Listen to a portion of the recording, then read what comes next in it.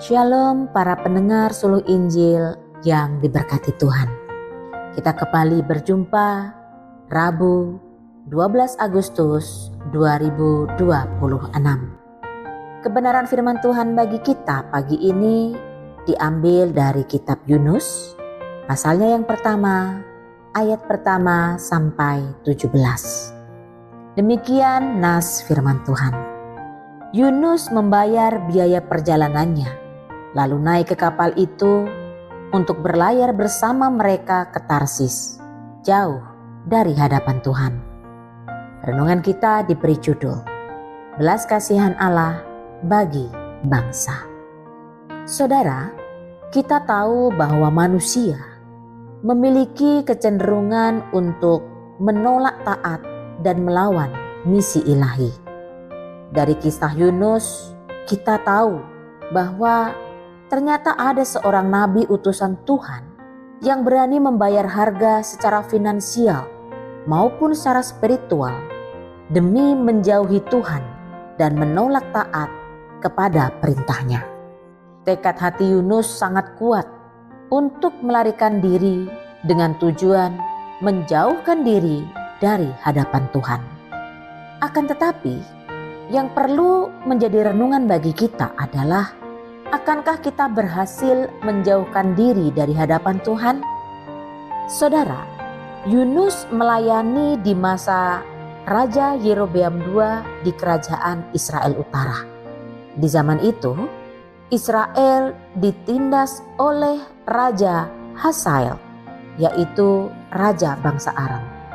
Dan Tuhan memakai Yunus untuk menyampaikan firman kepada Raja Yerobeam II yang jahat itu, bahwa Tuhan mengasihi mereka dan berkenan menyelamatkan mereka. Yunus ini telah memiliki pengalaman menghadapi bangsanya yang jahat dan dipimpin oleh Raja Yerobeam yang jahat pula. Yunus juga mengetahui bahwa karena belas kasihannya, Tuhan berkenan memulihkan keadaan bangsa Israel dan menyelamatkan dari tangan Raja Aram melalui Raja Yerobeam II.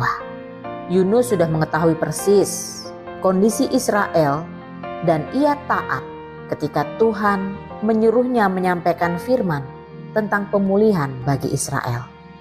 Dan saat itu Tuhan yang sama menetapkan misi penyelamatan bagi Niniwe.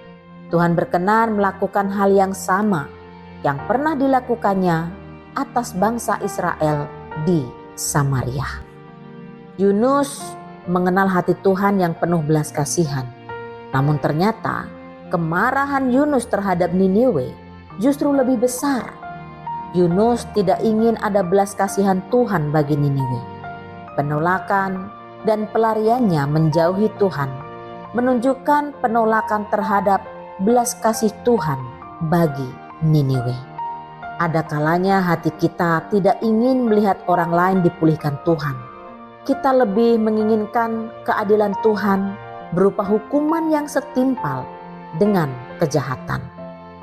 Menyebut diri orang Ibrani menyatakan identitas suku dan religius sebagai seorang yang menyembah Tuhan.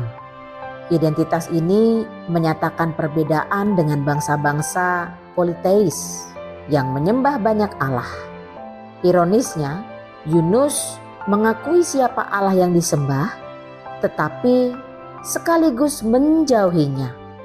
Akan tetapi, Allah Yahweh itulah yang menguasai lautan dan daratan dan memungkinkan badai menjadi reda. Peristiwa ini menjadi tanda bagi Yunus dan kita semua bahwa kita tidak akan pernah berhasil lari dan menjauhi Tuhan, Allah yang sejati.